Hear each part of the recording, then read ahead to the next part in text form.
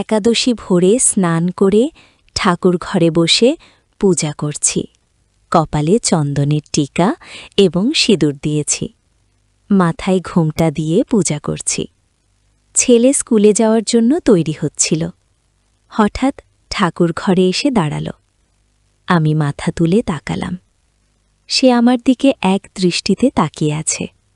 বললাম, কি হয়েছে? সে বলল, মা, তুমি কত সুন্দর লাগছ। আমি হাসলাম। সে পূজার ঘরে এসে আমার পাশে বসল। বলল, মা, এই সিঁদুর কার জন্য? আমি বললাম, তোর বাবার জন্য। সে বলল, বাবা তো নেই এখনো। কেন পড়ো? আমি বললাম, অভ্যাস হয়ে গেছে। সে আমার কপালে হাত বাড়াল। বলল, আমি এই সিঁদুর মুছে দিই। আমি তার হাত ধরে ফেললাম। বললাম, কি করছিস? সে বলল, মা, আমি চাই তোমার কপালে আমার নামের সিঁদুর থাকুক। আমি অবাক হয়ে জিজ্ঞেস করলাম, তুই কি বলছিস? সে দুই হাতে আমার মুখ ধরল। বলল, মা, আমি তোমাকে বিয়ে করব। তোমার মানে আমার নামের সিঁদুর পরাব। তুমি আমার স্ত্রী হিসেবে এই ঘরে থাকবে। ঠাকুরের সামনে প্রদীপের শিখা কাঁপছিল, আমার হৃদয়ের মতোই। এই গল্পটি সম্পূর্ণ শুনলে আপনাদের পানি অটোমেটিক বের হয়ে যাবে। যত দ্রুত সম্ভব হাতের কাছে টিস্যু নিয়ে বসে পড়ুন। বিছানার চাদর যেন নষ্ট না হয় সেটা সম্পূর্ণ খেয়াল রাখার অনুরোধ জানিয়ে গল্পটি এখন শুরু করব। তার আগে সর্বশেষ অনুরোধ, দয়া করে এমন পানি বের করার গল্প নিয়মিত শুনতে আমাদের চ্যানেলটি সকলেই সাবস্ক্রাইব করুন। ধন্যবাদ। হ্যালো বন্ধুরা, আমার নাম মীরা দত্ত। আমার বয়স 40 বছর। আমার স্বামীর নাম ছিল সুব্রত দত্ত। বয়স ছিল 43 বছর। আমাদের 2 সন্তান, রাহুল আর তিথি। রাহুল 18 বছর বয়সী কলেজে পড়ে। তিথি 10 বছর বয়সী স্কুলে যায়। আমার স্বামী 3 বছর আগে একটা দুর্ঘটনায় মারা গেছে। তারপর থেকে আমি একাই এই পরিবার সামলাচ্ছি। রাহুল আমাকে খুবই সাহায্য করে। ছেলেটা অনেক বুদ্ধিমান আর পরিণত, কিন্তু কিছুদিন ধরে তার আচরণ আমার কাছে একটু অদ্ভুত লাগছে। সেদিন সকালে সেই ঘটনার পর থেকেই আমার মনে একটা অস্বস্তি কাজ করছে। রাহুলের কথাগুলো আমাকে বিভ্রান্ত করে রেখেছে। একটা ছেলে তার মায়ের সাথে এমন কথা বলতে পারে? এটা কি স্বাভাবিক? দুপুরে খাবার টেবিলে বসে আমি রাহুলকে লক্ষ্য করছিলাম। তিথি স্কুল থেকে ফিরে এসেছিল। আমরা 3 জনই খাচ্ছিলাম। হঠাৎ রাহুল বলল, মা, তোমার সাথে কিছু জরুরি কথা আছে। তিথি তখন তার প্রিয় মাছের তরকারি খাচ্ছিল। আমি বললাম, এখানেই বল। রাহুল বলল, না, একান্তে। গো খাওয়ার পর তিথি তার খেলনা নিয়ে ব্যস্ত হয়ে পড়ল। রাহুল আমাকে তার ঘরে ডেকে নিয়ে গেল। ঘরে ঢুকে দরজা বন্ধ করে দিল। আমি বললাম, কি ব্যাপার? রাহুল বলল, মা, সকালে আমি যা বলেছিলাম সেটা নিয়ে তুমি চিন্তা করেছ? আমি বললাম, রাহুল, তুই কি পাগল হয়ে গেছিস?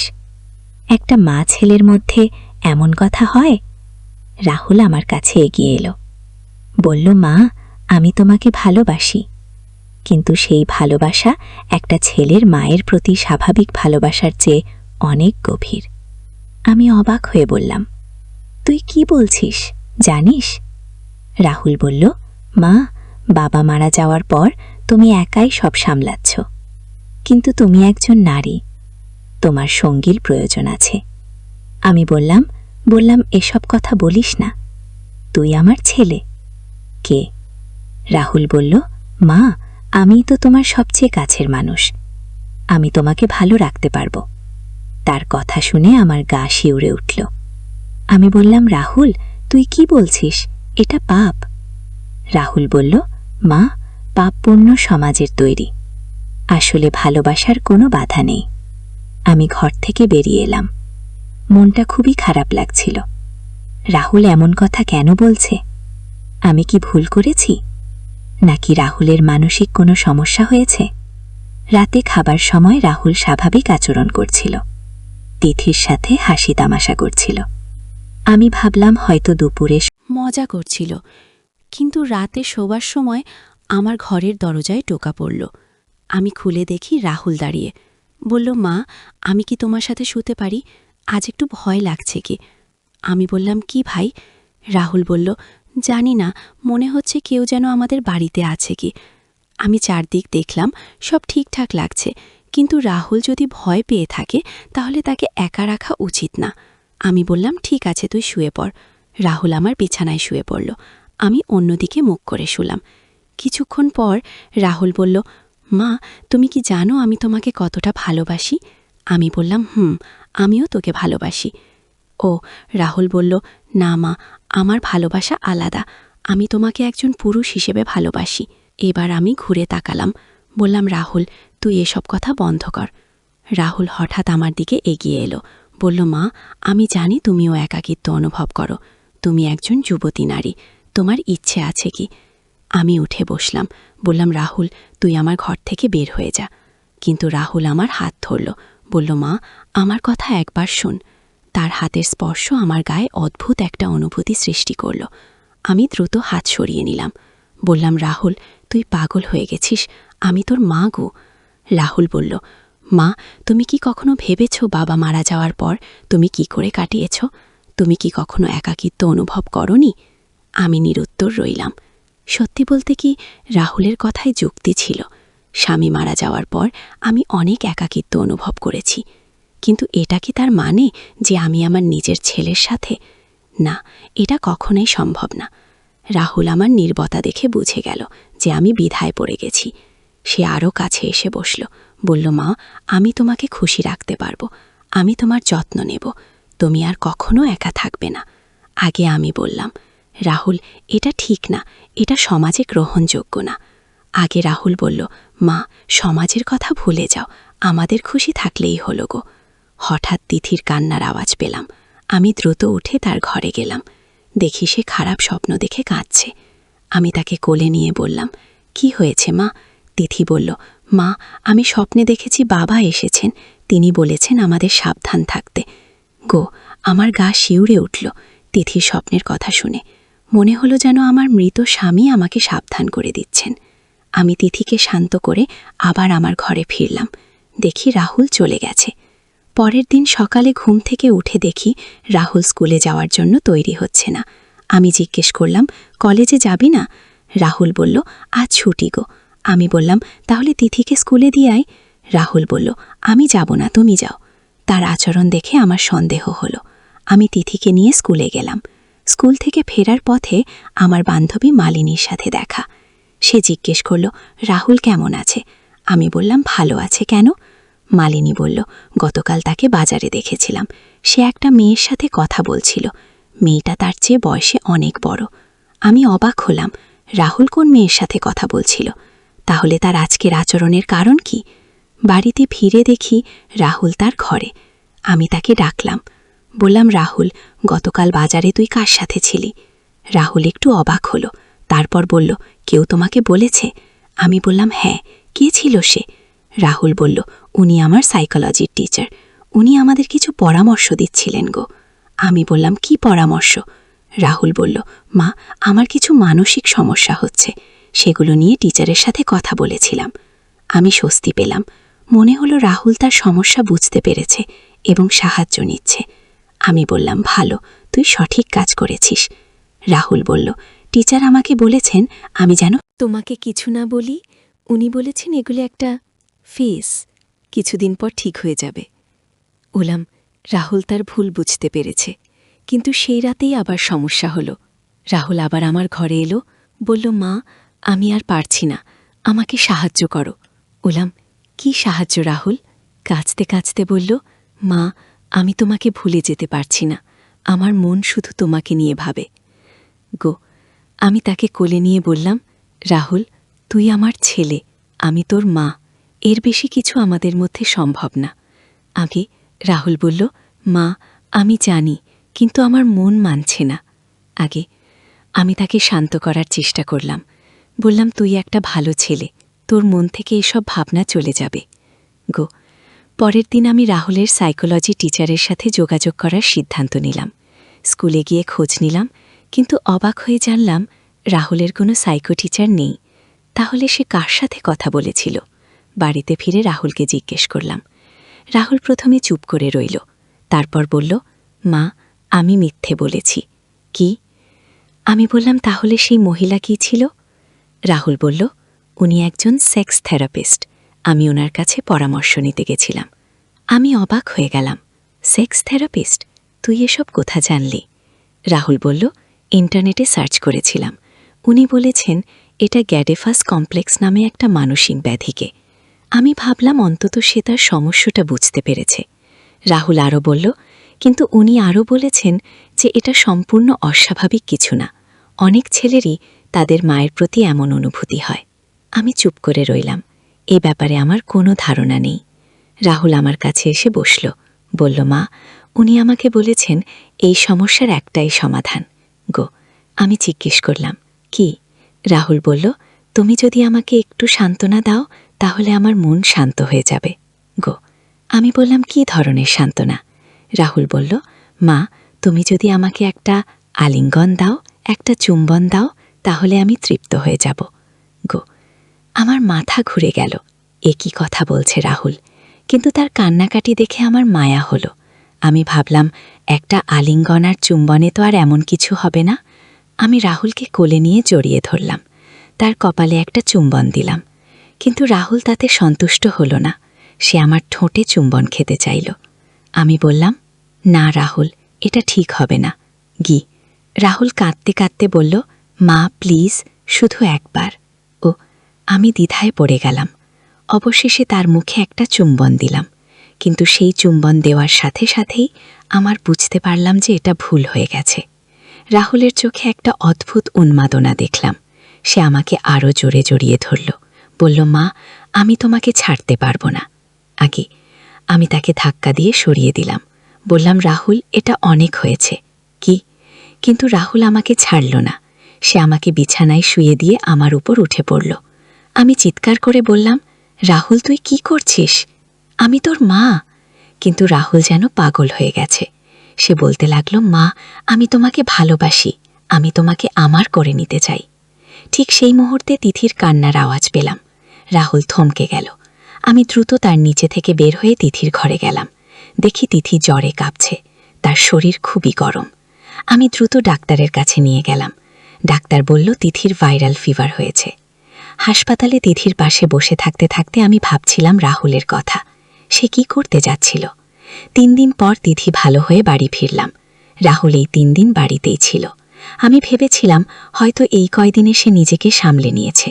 কিন্তু বাড়ি ঢোকার সাথে সাথেই রাহুল আমার কাছে এসে বলল, মা, আমি তোমার জন্য অপেক্ষা করছিলাম গো। আমি তিথিকে তার ঘরে রেখে রাহুলের সাথে কথা বলতে গেলাম।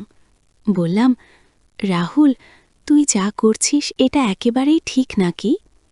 রাহুল বলল, মা, আমি আর নিজেকে সামলাতে পারছি না। তুমি যদি আমার সাথে না থাকো তাহলে আমি পাগল হয়ে যাব গো। আমি বললাম, রাহুল, তুই একজন মনোচিকিৎসকের কাছে যা, তোর চিকিৎসা দরকার। রাহুল রেগে গিয়ে বলল, আমার কোনো চিকিৎসা লাগবে না, আমি শুধু তোমাকে চাই। তার এই আগ্রাসী আচরণ দেখে আমি ভয় পেয়ে গেলাম। আমি বুঝলাম যে রাহুল সত্যিই মানসিকভাবে অসুস্থ হয়ে পড়েছে। সেদিন রাতে আমি তিথিকে নিয়ে আমার ঘরে শুলাম। দরজায় চেন লাগিয়ে দিলাম। কিন্তু মাঝরাতে দরজায় টোকা পড়ল।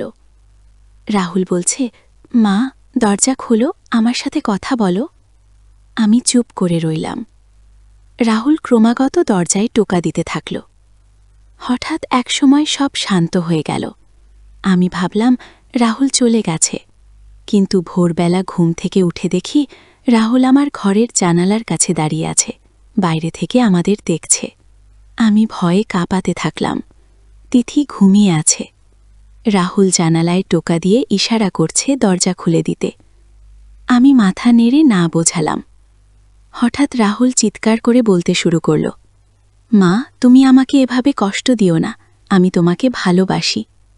চিৎকারে তিথি জেগে গেল। সে ভয় পেয়ে আমার কোলে এসে লুকাল। তিথি বলল, মা, রাহুল ভাইয়ার কি হয়েছে? সে কেন এমন করছে? আমি তিথিকে শান্ত করে বললাম, তোর ভাইয়ার একটু অসুখ হয়েছে, ভয় পেজো না আগে। দুপুরে রাহুল বাড়ি ঢুকল। আমি তিথিকে নিয়ে বাইরে চলে গেলাম। আমার বান্ধবী সীমার বাড়িতে গিয়ে আশ্রয় নিলাম। সীমা জিজ্ঞেস করল, কি ব্যাপার, তুমি এত বিচলিত দেখাচ্ছ কেন? আমি সীমাকে সবকিছু বললাম। সীমা শুনে অবাক হয়ে গেল। সে বলল, এটা তো খুবই গুরুতর ব্যাপার, তুমি পুলিশে খবর দাও। আমি বললাম, রাহুল আমার নিজের সন্তান, আমি কি করে পুলিশে খবর দেব? সীমা বলল, তাহলে একজন মনোচিকিৎসকের কাছে নিয়ে যাও। আমি রাজি হলাম। পরের দিন সীমার সাহায্যে একজন ভালো মনোচিকিৎসকের কাছে গেলাম। ডাক্তার আমার কথা শুনে বললেন, এটি গ্যাদেপাল কমপ্লেক্সের একটি চরম পর্যায়, রোগীকে অবশ্যই চিকিৎসা নিতে হবে। ডাক্তার আরও বললেন, আপনি কিছুতেই একা তার কাছে যাবেন না, এই অবস্থায় সে যে কোনো কিছু করতে পারে। আমি রাহুলকে ফোন করে ডাক্তারের কাছে আসতে বললাম, কিন্তু রাহুল রাজি হল না। সে বলল, মা তুমি বাড়িতে এসো, আমি তোমার সাথে কথা বলবো। না রাহুল, তুই ডাক্তারের কাছে এসো। রাহুল রেগে ফোন কেটে দিল। সন্ধেবেলা হঠাৎ রাহুল সীমার বাড়িতে চলে এলো। সে দরজায় টোকা দিয়ে বলল, মা আমি জানি তুমি এখানে আছো, দরজা খোলো। সীমা ভয় পেয়ে পুলিশে ফোন করল। পুলিশ আসার আগেই রাহুল চলে গেল, কিন্তু যাওয়ার সময় বলল, মা আমি তোমাকে পাবই, তুমি যেখানেই থাকো গো। পুলিশ এসে আমাকে পরামর্শ দিল রাহুলের বিরুদ্ধে মামলা করতে, কিন্তু আমি পারলাম না, সে আমার নিজের সন্তান। ডাক্তার আমাকে বললেন, আপনি যদি তাকে চিকিৎসা করাতে না পারেন তাহলে আপনাকে তার কাছ থেকে দূরে থাকতে হবে। আমি তিথিকে নিয়ে সীমার বাড়িতেই থেকে গেলাম। কয়েকদিন পর রাহুল আবার এলো। এবার সে আরও উগ্র হয়েছিল। সে চিৎকার করে বলল, মা তুমি আমার সাথে বিশ্বাসঘাতকতা করেছ, তুমি আমাকে ছেড়ে চলে গেছ গো। এবার পুলিশ এসে রাহুলকে ধরে নিয়ে গেল। থানায় গিয়ে আমি রাহুলকে দেখলাম। সে কাঁদছে, বলল, মা তুমি আমার বিরুদ্ধে পুলিশে কেস করেছ? আমি বললাম, রাহুল আমি চাই তুই ভালো হয়ে যাস, তুই চিকিৎসা নে। রাহুল বলল, আমার কোনো চিকিৎসা লাগবে না, আমি শুধু তোমাকে চাই। পুলিশ অফিসার বলল, কিন্তু আমরা যদি হার না মানি তাহলে সেই ভাঙা জায়গা থেকেই আবার নতুন করে গড়ে উঠতে পারি। আমার পরিবারের সাথে যা ঘটেছিল সেটা আমাকে আরও শক্তিশালী করেছে। আমি শিখেছি যে ভালোবাসার পাশাপাশি সীমা বজায় রাখাও জরুরি। এখন আমি অন্যান্য মায়েদের পরামর্শ দিই যারা এমন সমস্যার মুখোমুখি হন। আমি তাদের বলি, কখনো হাল ছেড়ে দেবেন না। সঠিক চিকিৎসা আর ভালোবাসা দিয়ে সবকিছু ঠিক করা যায়। আমার জীবনের এই অধ্যায়টি সত্যিই একটি রহস্যময় অভিজ্ঞতা ছিল, কিন্তু শেষ পর্যন্ত সবকিছু ভালোর দিকে মোড় নিয়েছে। আজ যখন আমি রাহুল আর প্রিয়াঙ্কাকে একসাথে দেখি, তিথিকে পড়াশোনায় মন দিতে দেখি, তখন মনে হয় জীবনটা আসলেই সুন্দর। কোনো পরিবারেই এমন সমস্যা হোক এটা আমি চাই না, কিন্তু যদি হয় তাহলে ধৈর্য ধরে সমাধানের পথ খুঁজতে হবে। আমার গল্প এখানেই শেষ। একটি পরিবারের সংকট আর তার সমাধানের গল্প। জীবনে যতই কঠিন পরিস্থিতি আসুক, হাল ছাড়লে চলবে না। সবকিছুর একটা সমাধান আছে। নূরের আলো একটি ইসলামিক গল্প। প্রথম অধ্যায়, যাত্রা শুরু। ঢাকার পুরান শহরের একটি ছোট গলিতে বাস করত হাফেজ আব্দুর রহমান। তিনি একজন গরিব মানুষ ছিলেন, কিন্তু তার হৃদয় ছিল সোনার চেয়েও মূল্যবান। প্রতিদিন ফজরের আজানের সাথে সাথে তিনি উঠে পড়তেন এবং মসজিদে যেতেন। তার ছোট দোকানটি চালিয়ে পরিবারের ভরণ পোষণ করতেন। আব্দুর রহমানের একটি সন্তান ছিল, নূর নামের এক কন্যা। নূর মাত্র 5 বছর বয়সী, কিন্তু তার জ্ঞান এবং বুদ্ধিমত্তা ছিল অসাধারণ। সে কোরআন শরীফ হিফজ করেছিল এবং ইসলামের বিভিন্ন বিষয়ে গভীর জ্ঞান রাখত। গ্রামের মানুষেরা তাকে নূর নামে ডাকত, কারণ তার চরিত্র ছিল আলোর মতো পবিত্র এবং উজ্জ্বল। একদিন সকালে আব্দুর রহমান তার দোকানে বসেছিলেন। হঠাৎ করে একজন বয়স্ক লোক এসে হাজির হলেন। তার পোশাক ছিল সাদা, চেহারায় ছিল নূরের আভা। তিনি বললেন, আসসালামু আলাইকুম ভাই, আমি দূর থেকে এসেছি। শুনেছি এই এলাকায় একটি মেয়ে আছে যার নাম নূর, যে খুবই জ্ঞানী এবং ধার্মিক। আব্দুর রহমান বিনয়ের সাথে জবাব দিলেন, ওয়ালাইকুম আসসালাম। জি হ্যাঁ, নূর আমার মেয়ে, কিন্তু আপনি কে? কেন তার খোঁজ নিচ্ছেন? বয়স্ক ব্যক্তি মৃদু হেসে বললেন, আমার নাম ইব্রাহিম। আমি একজন পীর সাহেব। আমি সারা দেশ ঘুরে বেড়াই এবং জ্ঞানী ও ধার্মিক মানুষদের সাথে সাক্ষাৎ করি। আমি শুনেছি আপনার মেয়ে নূর অসাধারণ জ্ঞানের অধিকারী গো। দ্বিতীয় অধ্যায়, পরীক্ষা শুরু। পীর ইব্রাহিম সাহেব নূরের সাথে দেখা করতে চাইলেন। আব্দুর রহমান তার মেয়েকে ডাকলেন। নূর এসে সালাম দিল এবং পীর সাহেবের পায়ে হাত দিয়ে সম্মান প্রদর্শন করল। পীর সাহেব নূরকে দেখে মুগ্ধ হয়ে গেলেন। তার চেহারায় ছিল নম্রতা এবং বিনয়, চোখে ছিল জ্ঞানের আলো। তিনি বললেন, মা নূর, আমি তোমাকে কিছু প্রশ্ন করতে চাই, তুমি কি উত্তর দিতে পারবে? নূর বিনীতভাবে বলল, জি পীর সাহেব, আল্লাহ তাআলা যতটুকু জ্ঞান দিয়েছেন সেই অনুযায়ী চেষ্টা করব গো। পীর সাহেব প্রথম প্রশ্ন করলেন, ইসলামের সবচেয়ে গুরুত্বপূর্ণ জিনিস কি? নূর চিন্তা করে বলল, পীর সাহেব, ইসলামের সবচেয়ে গুরুত্বপূর্ণ জিনিস হল তাওহীদ, অর্থাৎ আল্লাহর একত্বে বিশ্বাস। লা ইলাহা ইল্লাল্লাহু মুহাম্মাদুর রাসূলুল্লাহ। এই কালেমার মাধ্যমে আমরা ঘোষণা করি যে আল্লাহ ছাড়া কোনো উপাস্য নেই এবং মুহাম্মদ সাল্লাল্লাহুর রাসূল গো। পীর সাহেব সন্তুষ্ট হয়ে দ্বিতীয় প্রশ্ন করলেন, একজন মুমিনের কি কি গুণ থাকা উচিত? নূর উত্তর দিল, একজন মুমিনের মধ্যে থাকা উচিত সবর, ধৈর্য, শকর, কৃতজ্ঞতা, তাকওয়া, আল্লাহভীতি, রহমত, দয়া এবং ন্যায় বিচার। কুরআন শরীফে আল্লাহ তাআলা বলেছেন, যারা ঈমান আনে এবং সৎকর্ম করে তাদের জন্য রয়েছে জান্নাত।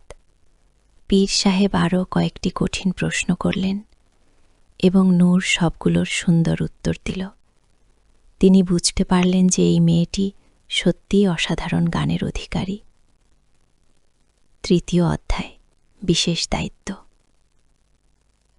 পরদিন সকালে পীর ইব্রাহিম সাহেব আবার এসে হাজির হলেন। তিনি আব্দুর রহমানকে বললেন, ভাই, আমার একটি বিশেষ অনুরোধ আছে। আমি নূরকে একটি গুরুত্বপূর্ণ কাজে নিয়ে যেতে চাই। আব্দুর রহমান চিন্তিত হয়ে বললেন, পীর সাহেব, কি ধরনের কাজ? নূর তো এখনও ছোট। পীর সাহেব বিস্তারিত বললেন, দেখুন ভাই, এই দেশের উত্তরাঞ্চলে একটি গ্রাম আছে, শান্তিগ্রাম। সেই গ্রামের মানুষেরা ইসলাম সম্পর্কে অনেক ভুল ধারণা পোষণ করে। তারা বিভিন্ন কুসংস্কারে বিশ্বাস করে এবং সঠিক ইসলামিক শিক্ষা থেকে দূরে রয়েছে। আমি চাই নূর সেখানে গিয়ে মানুষদের সঠিক ইসলামিক শিক্ষা দেয়া। তার গান এবং চরিত্রের মাধ্যমে সে মানুষদের হৃদয় স্পর্শ করতে পারবে। আব্দুর রহমান দ্বিধায় পড়ে গেলেন। একদিকে তার মেয়েকে দূরে পাঠাতে মন চাচ্ছিল না, অন্যদিকে এটি একটি মহৎ কাজ। তিনি নূরকে ডেকে সব কথা বললেন। নূর শুনে বলল, আব্বু, আমি যেতে চাই। যদি আমার জ্ঞান দিয়ে মানুষের উপকার করতে পারি তাহলে এটি আল্লাহর পথে একটি জিহাদ হবে। রাসূল শাহ বলেছেন, যে ব্যক্তি কোনো গুরুত্বপূর্ণ জ্ঞান লুকিয়ে রাখে তাকে আল্লাহ তাআলা কিয়ামতের দিন আগুনের লাগাম পরাবেন। আব্দুর রহমান তার মেয়ের কথা শুনে গর্বিত হলেন। তিনি বুঝলেন যে নূর সত্যিই একটি বিশেষ আমানত। তিনি অনুমতি দিলেন। চতুর্থ অধ্যায়, শান্তিগ্রামের পথে। নূর এবং পীর ইব্রাহিম সাহেব শান্তিগ্রামের উদ্দেশ্যে রওনা হলেন। পথে তারা অনেক গ্রাম পার হলেন। প্রতিটি জায়গায় নূর দেখল যে মানুষেরা বিভিন্ন সমস্যায় জর্জরিত। কেউ দারিদ্র্যে, কেউ রোগে, কেউ পারস্পরিক বিরোধে। একটি গ্রামে তারা রাত্রি যাপন করলেন। সেখানে দেখা হলো আমিনা নামের এক বিধবা মহিলার সাথে। তার 3টি ছোট সন্তান এবং সে খুবই দরিদ্র। নূর তার অবস্থা দেখে মন খারাপ হয়ে গেল। নূর আমিনা আপাকে বলল, আপা, আপনার অবস্থা দেখে আমার মন খারাপ হয়ে গেছে।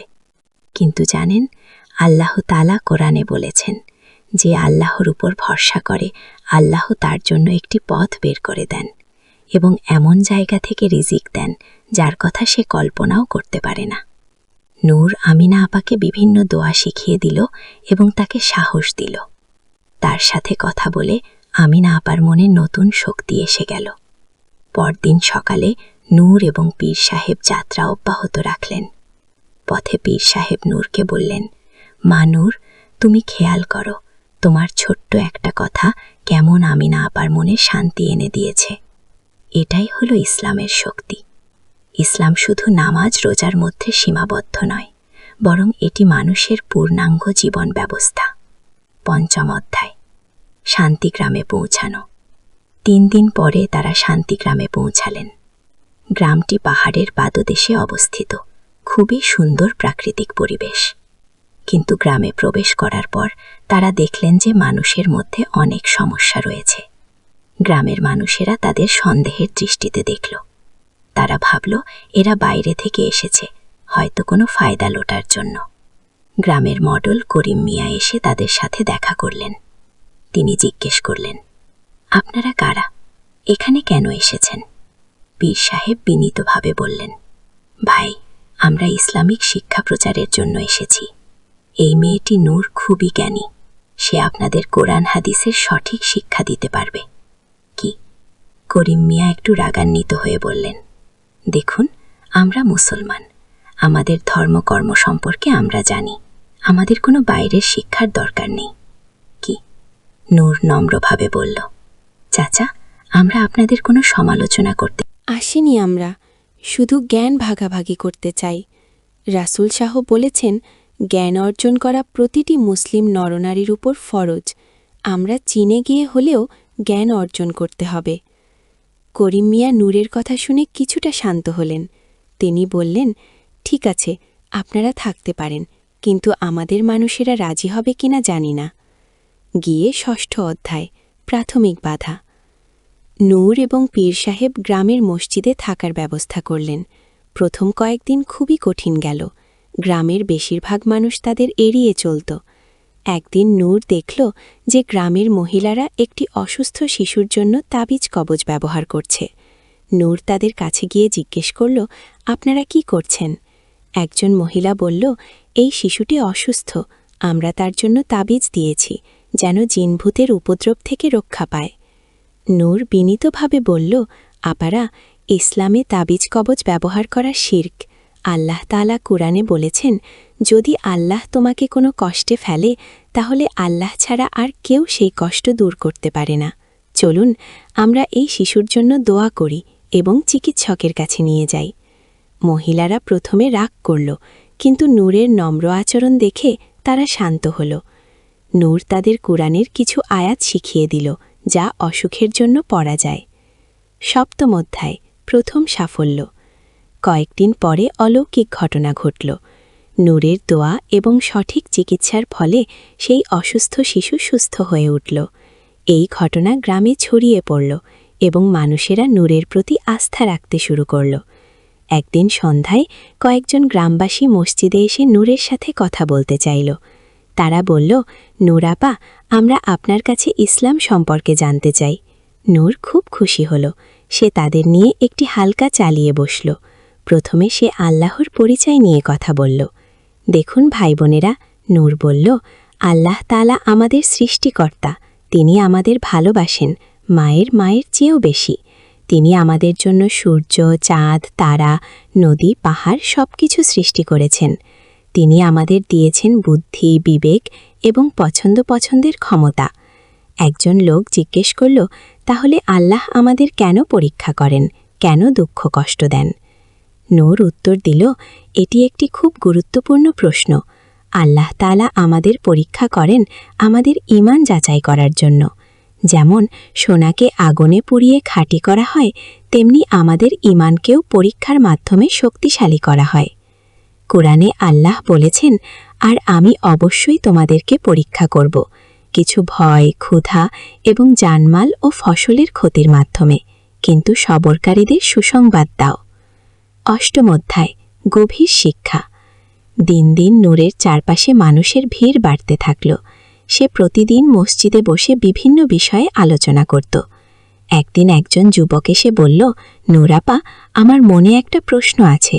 আমি মাঝে মাঝে খারাপ কাজের দিকে আকৃষ্ট হই, এটা কি পাপ? নূর বুঝতে পারল যে এটি একটি সূক্ষ্ম প্রশ্ন। সে বলল, দেখো ভাই, মানুষের মনে খারাপ চিন্তা আসা স্বাভাবিক। রাসূল শাহ বলেছেন, আল্লাহ আমার উম্মতের মনের খারাপ চিন্তা ক্ষমা করে দিয়েছেন, যতক্ষণ না তারা সেই কাজ করে বা মুখে বলে। গুরুত্বপূর্ণ বিষয় হল খারাপ চিন্তা এলে সেটা থেকে আল্লাহর কাছে আশ্রয় চাওয়া এবং ভালো কাজে মনোযোগ দেওয়া। যুবকটি আরও জিজ্ঞেস করল, তাহলে আমি কিভাবে নিজেকে পাপ থেকে রক্ষা করব? নূর বলল, প্রথমত নিয়মিত নামাজ পড়ো, নামাজ পাপ থেকে রক্ষা করে। দ্বিতীয়ত ভালো সঙ্গী নির্বাচন কর, রাসূল শাহ বলেছেন মানুষ তার বন্ধুর ধর্মের উপর থাকে। তৃতীয়ত সর্বদা আল্লাহকে স্মরণ কর। চতুর্থত কুরআন তেলাওয়াত কর এবং তার অর্থ বোঝার চেষ্টা করব। নবম অধ্যায়, পারিবারিক সমস্যার সমাধান, কয়েক সপ্তাহ পরে গ্রামের একটি বট সমস্যার সমাধানের জন্য নূরের কাছে আসা হল। দুই ভাই রশিদ এবং খালিদ সম্পত্তি নিয়ে মারাত্মক বিরোধে জড়িয়ে পড়েছিল। তারা একে অপরের সাথে কথা বলা বন্ধ করে দিয়েছিল এবং বিশেষ আদালত পর্যন্ত গড়াতে চলেছিল।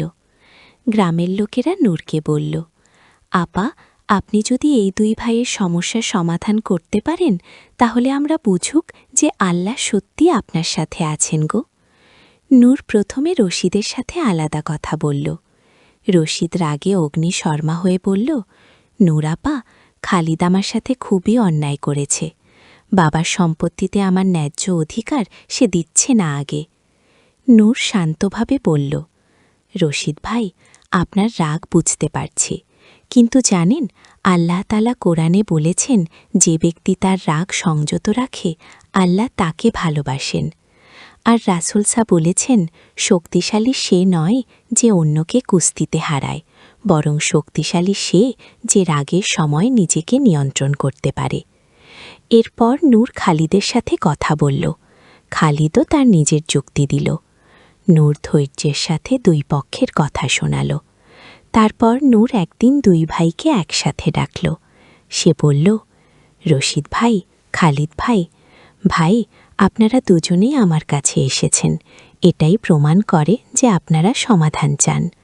কিন্তু আপনারা কি জানেন ভাই ভাইদের সম্পর্ক সম্পত্তির চেয়ে অনেক বেশি মূল্যবান? নূর কোরআনের একটি আয়াত তেলাওয়াত করল, মুমিনরা তো পরস্পর ভাই ভাই, সুতরাং তোমরা তোমাদের দুই ভাইদের মধ্যে সংশোধন করে দাও। তারপর সে বলল, আপনাদের বাবাকে চাইতেন যে তার মৃত্যুর পরে তার দুই প্রিয় সন্তান একে অপরের শত্রু হয়ে যাক? আপনাদের বাচ্চারা কি চাইবে যে তাদের চাচামা তাদের পরিবার থেকে দূরে থাকুক? দুই ভাইয়ের চোখে পানি এসে গেল। তারা বুঝতে পারে যে সম্পত্তির লোভে তারা সবচেয়ে গুরুত্বপূর্ণ জিনিস ভাইদের ভালোবাসা হারাতে বসেছে। নূর তাদের ইসলামিক উত্তরাধিকার আইন অনুযায়ী সম্পত্তি ভাগ করার পদ্ধতি বুঝিয়ে দিল। সে বলল, ইসলামী সম্পত্তি বণ্টনের একটি স্পষ্ট নিয়ম আছে। আল্লাহ নিজেই কোরআনে এই নিয়ম দিয়েছেন। এই নিয়ম মেনে চললে কোনো বিরোধ থাকে না। দুই ভাই একে অপরের কাছে ক্ষমা চাইল এবং আলিঙ্গন করল। গ্রামবাসীরা এই দৃশ্য দেখে মুগ্ধ হয়ে গেল। তারা বুঝল যে নূরের মধ্যে সত্যিই বিশেষ কিছু আছে। দশম অধ্যায়, নারী শিক্ষার প্রসার। নূরের প্রভাবে গ্রামে ধীরে ধীরে পরিবর্তন আসতে লাগল, কিন্তু একটি বিষয়ে এখনও সমস্যা ছিল, মেয়েদের শিক্ষা। গ্রামের অনেক মানুষ মনে করত যে মেয়েদের বেশি পড়াশোনার দরকার নেই। একদিন নূর গ্রামের মহিলাদের সাথে আলাদা বৈঠক করল। সেখানে এসেছিল রহিমা আপা, ফাতেমা আপা, খাদিজা আপা এবং আরও অনেকে। নূর তাদের বলল, আপারা, আমি আপনাদের একটা কথা বলতে চাই। ইসলামে নারী পুরুষের সমান মর্যাদা পেয়েছে। জ্ঞান অর্জনের ক্ষেত্রে রাসূল সাল্লাল্লাহু আলাইহি বলেছেন জ্ঞান অর্জন করা প্রতিটি মুসলিম নরনারীর উপর ফরজ। এখানে নারী পুরুষের কোনো পার্থক্য করা হয়নি। কে? রহিমা আপা বলল, কিন্তু নূর, আমাদের সমাজে মেয়েরা বেশি পড়ালেখা করলে বিয়ে শাদিতে সমস্যা হয় কি?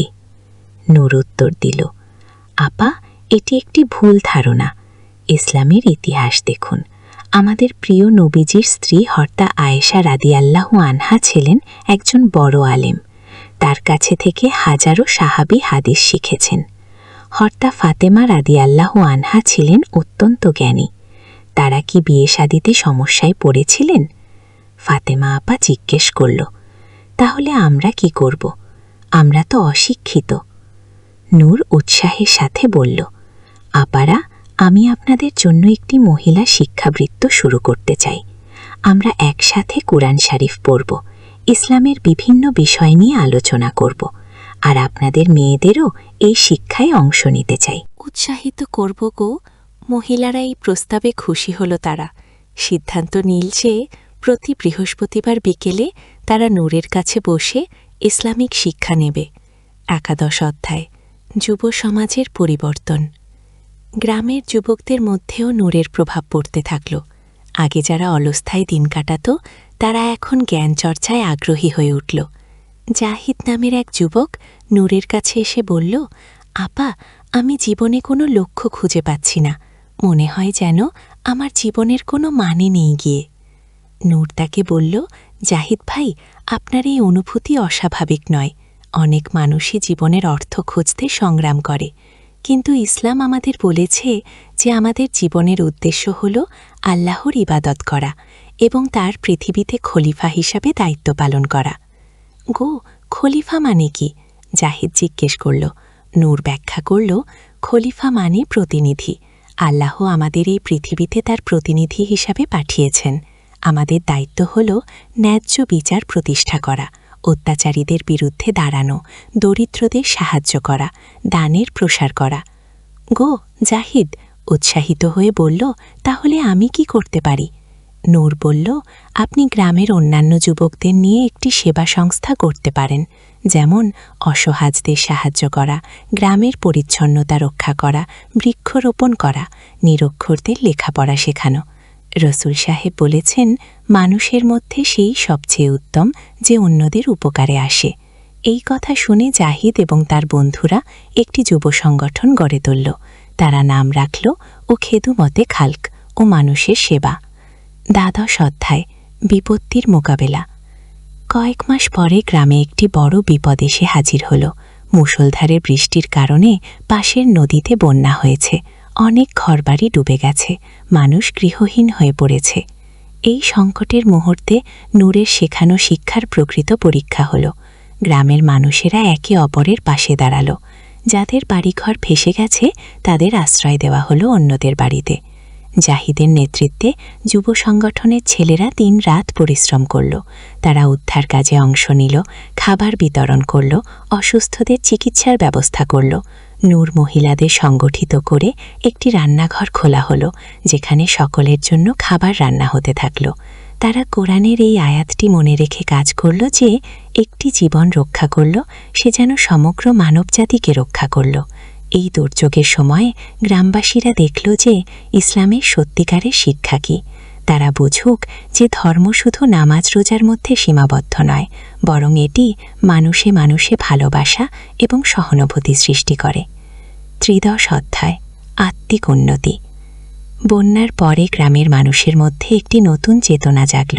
তারা বুঝুক যে জীবনটা খুবই ক্ষণস্থায়ী এবং আল্লাহর কাছে জবাবদিহি করতে হবে একদিন সন্ধ্যায় গ্রামের একজন বয়স্ক ব্যক্তি আবু তালেব চাচা নূরের কাছে এলেন। তিনি বললেন, বেটি নূর, আমার বয়স হয়েছে, মৃত্যুর কথা ভাবলে মনটা অস্থির হয়ে যায়। আমি কিভাবে আল্লাহর কাছে প্রস্তুতি নেব? নূর চাচার কথা শুনে মর্মাহত হল। সে বলল, চাচা, মৃত্যুর ভয় পাওয়াটা স্বাভাবিক, কিন্তু একজন মুমিনের জন্য মৃত্যু ভয়ঙ্কর কিছু নয়। এটি পরপরে যাওয়ার একটি পথ মাত্র। নূর চাচাকে ইস্তেগফার, ক্ষমা প্রার্থনার গুরুত্ব সম্পর্কে বলল। চাচা, আপনি বেশি বেশি আস্তাগফিরুল্লাহ পড়ুন। আল্লাহ তাআলা বলেছেন, তোমরা তোমাদের রবের কাছে ক্ষমা চাও, নিশ্চয়ই তিনি ক্ষমাশীল। নূর তাকে কবরের প্রশ্ন সম্পর্কেও বলল এবং শেখালো কিভাবে সেই প্রশ্নের উত্তর প্রস্তুত রাখতে হয়। 3টি মূল প্রশ্ন হবে, তোমার রবকে, তোমার দিন কি, তোমার নবীকে। এই প্রশ্নের উত্তর হল আল্লাহ আমার রব ও ইসলাম আমার দিন মোহাম্মদ সাম নবী। চাচা নূরের কাছে নিয়মিত আসতে শুরু করলেন এবং আধ্যাত্মিক শিক্ষা নিতে লাগলেন। 14 অধ্যায়, শিশুদের শিক্ষা। নূর বুঝল যে গ্রামের সবচেয়ে গুরুত্বপূর্ণ সম্পদ হল শিশুরা। তাদের সঠিক শিক্ষা দিতে পারলে ভবিষ্যৎ প্রজন্ম ভালো হবে। সে গ্রামের শিশুদের জন্য একটি মক্তব, ধর্মীয় প্রাথমিক বিদ্যালয় স্থাপন করল।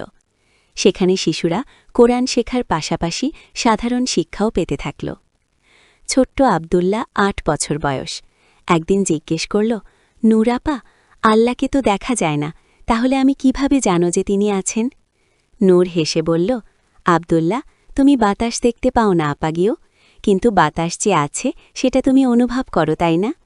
গাছের পাতা নড়ে, তোমার চুল উড়ে, তেমনি আল্লাহকে চোখে দেখা যায় না, কিন্তু তার অস্তিত্বের প্রমাণ চারপাশে ছড়িয়ে আছে। সূর্যকে ওঠায়, চাঁদকে আকাশে রাখে, ফুলকে এত সুন্দর করে বানায়। আব্দুল্লাহ বলল, আল্লাহ ঠিক। এবং আল্লাহ আমাদের হৃদয়ের মধ্যে একটি বিশেষ অনুভূতি দিয়েছেন, যাকে বলে ঈমান। এই ঈমানের মাধ্যমে আমরা আল্লাহর অস্তিত্ব অনুভব করতে পারি। কি? নূর শিশুদের খেলার ছলে ইসলামিক আদব কায়দা শেখাত, যেমন খাওয়ার আগে বিসমিল্লা বলা, খাওয়ার পরে আলহামদুলিল্লাহ বলা, বড়দের সম্মান করা, ছোটদের আদর করা। পঞ্চদশ অধ্যায়, অর্থনৈতিক ন্যায্য বিচার। নূর লক্ষ্য করল যে গ্রামে অর্থনৈতিক বৈষম্য রয়েছে। কিছু মানুষ খুব গরিব, আবার কিছু মানুষ তুলনামূলকভাবে ভালো অবস্থায় আছে। সে ইসলামের অর্থনৈতিক ব্যবস্থা সম্পর্কে মানুষদের শিক্ষা দিতে শুরু করল, বিশেষ করে জাকাতের গুরুত্ব সম্পর্কে। একদিন গ্রামের ধনী ব্যবসায়ী হাজী সাহেবের সাথে নূরের কথা হল। হাজী সাহেব বললেন, নূর আপা, আমি তো নামাজ রোজা করি, জাকাত দেওয়ার কি দরকার? নূর বলল, হাজী সাহেব, ইসলামের 5টি স্তম্ভ আছে: কালেমা, নামাজ, রোজা, হজ এবং জাকাত। জাকাত ইসলামের একটি মূল ভিত্তি। এটি শুধু দান নয়, এটি গরিবের অধিকারগড়। নূর কোরআনের আয়াত উদ্ধৃত করল, আর তাদের ধন সম্পদে অভাবগ্রস্ত ও বঞ্চিতের অধিকার রয়েছে। কেউ জাকাত দেওয়ার ফায়দা কি? হাজী সাহেব জিজ্ঞেস করলেন। নূর বলল, প্রথমত জাকাত আপনার সম্পদকে পবিত্র করে। দ্বিতীয়ত, এটি আপনার মনের কার্পণ্য দূর করে। তৃতীয়ত, এটি সমাজে ভারসাম্য আনে। চতুর্থত, আল্লাহ তাআলা প্রতিদান হিসেবে আপনার সম্পদে বরকত দেন গো। হাজী সাহেব রাজি হয়ে গেলেন। তিনি নিয়মিত জাকাত দিতে শুরু করলেন। নূর আরও বললেন যে ইসলামের সুদ হারাম এবং এর বিকল্প হিসেবে মুদারাবা, মুশারাকা ইত্যাদি ইসলামিক ব্যাংকিং পদ্ধতি রয়েছে। ষোড়শ অধ্যায়, পরিবেশ সংরক্ষণ। নূর দেখো যে গ্রামের পরিবেশ রক্ষার ব্যাপারে মানুষের সচেতনতা কম। নদীতে ময়লা বর্জনা ফেলা হয়, গাছ কাটা হয় নির্বিচারে। একদিন জুমার খুতবায় নূর পরিবেশ সংরক্ষণ নিয়ে কথা বলল। সে বলল, ভাই ও বোনেরা, আল্লাহ তাআলা আমাদের এই পৃথিবীর আমানতদার বানিয়েছেন। আমাদের দায়িত্ব হল এই পৃথিবীকে রক্ষা করাই। নূর রাসূল শাহের একটি হাদিস উল্লেখ করল, যদি কিয়ামত এসে যায় আর তোমাদের কারো হাতে একটি চারাগাছ থাকে, তাহলে সে যেন সেটা রোপণ করে দেয় গো। নূর বলল, এই হাদিস থেকে বোঝা যায় যে ইসলামে বৃক্ষরোপণ এবং পরিবেশ রক্ষা কতটা গুরুত্বপূর্ণ। তারপর থেকে গ্রামে একটি পরিবেশ সংরক্ষণ কমিটি গঠন হল।